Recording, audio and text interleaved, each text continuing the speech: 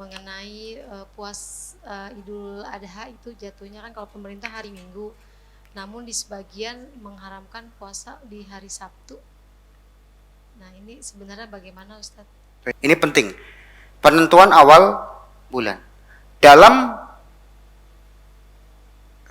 kaitannya dengan hukum syar'i, apapun yang terkait dengan ibadah-ibadah dalam kaidah hukum syar'i itu mengikuti penanggalan hijriyah.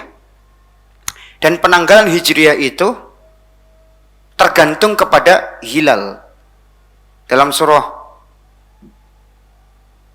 Al-Baqarah Allah Ta'ala berfirman, Yas'alunaka 'anil ahillah. Manusia bertanya tentang hilal. Qul hiya mawaqitu lin-nasi wal hajj. Hilal itu adalah tempat bagi manusia dan tempat untuk pelaksanaan haji. Berarti semua ibadah kaitannya hilal. Termasuk puasa, termasuk berhari raya, itu mengikuti hilal. Dan hilal itu adalah terjadi di awal bulan, bulan sabit yang terjadi di awal bulan, yang kadang terlihat, kadang nggak terlihat. Jadi ketika hilal itu terlihat, masuklah bulan yang baru. Jelas, masuklah bulan yang baru. Ketika hilal tidak terlihat, maka Nabi mengatakan sempurnakan 30 hari. Dan itu yang dipraktekkan Saudi Arabia sana. Di Saudi itu patokannya hilal. Hilal terlihat di sana karena kita lihat cuaca di Saudi itu apa? Cerah seringnya, jarang mendung. Ya seperti di tempat kita ini sering berawan ya. Di sana itu mungkin jarang berawan, nggak sering. Sehingga sering hilal itu terlihat. Maka patokan di Saudi sudah benar pakai hilal.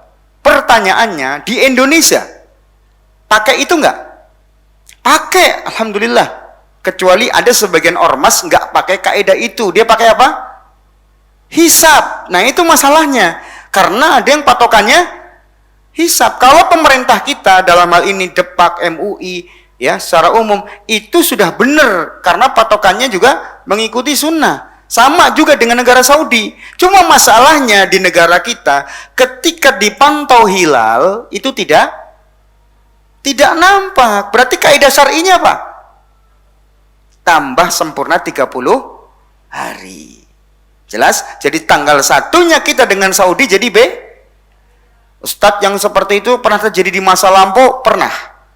Tolong cek kitab Fathul Bari karya Al-Hafidh Ibnu Hajar. Di masa Al-Hafidh pernah ada kejadian hari raya orang Mesir Idul Adhanya beda dengan orang Mekah. Ya duluan Mekah dulu karena Mesir ketika itu mendung dan menyempurnakan 30 hari. Iya, terjadi di dialog waktu itu dan baru Al-Hafidh dapat info, oh ternyata nggak sama. Padahal antara Mesir dengan Saudi itu berdekatan. Mesir dengan Mekah, ya belum waktu itu belum ada Saudi. Mesir dengan apa? Mekah itu saling berdekatan. Masih kita menyebutnya Jazirah Arab. Tapi coba Indonesia, jauh. Sehingga kalau terjadi perbedaan hari raya wajar. Nah sekarang kalau ada perbedaan begini gimana? Maka saya ingin katakan sebelum saya menjelaskan lebih jauh, ya pertama memang para ulama kita juga berbeda pendapat. Ya. Jadi kita kembali ke puasa Arafah dulu ya. Tanggal berapa? Puasa Arafah ya tanggal 9 Dzulhijjah. Ya.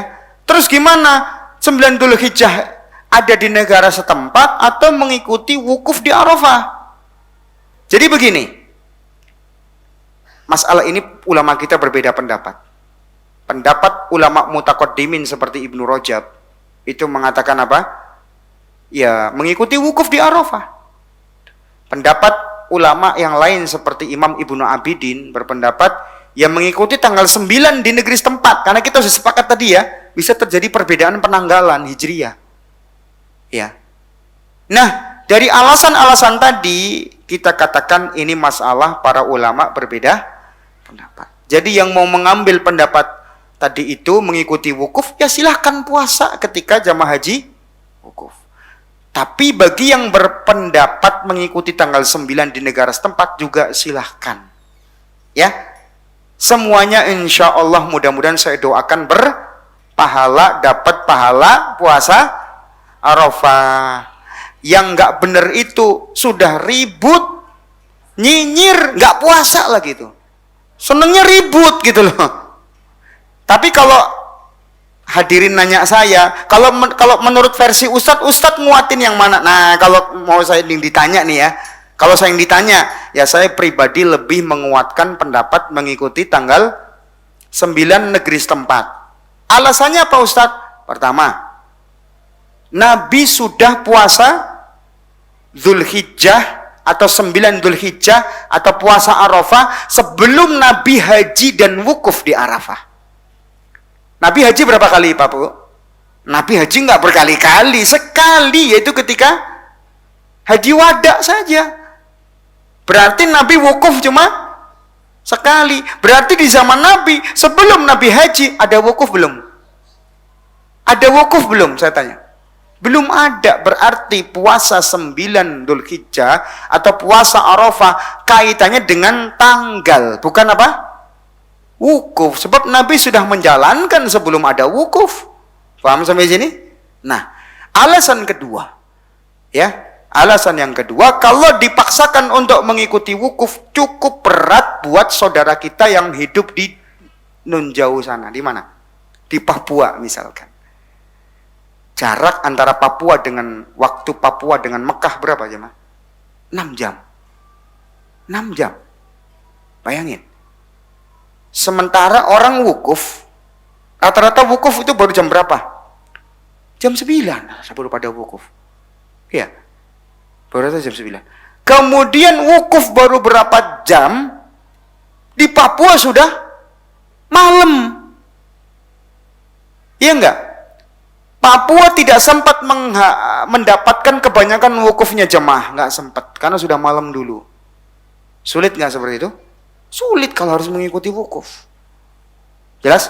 Kenyataannya memang seperti itu. Kita baru lihat kenyataan di saudara-saudara kita di Papua sana merasakan sulit. Sehingga tentu kembali lagi ke tanggal 9-nya.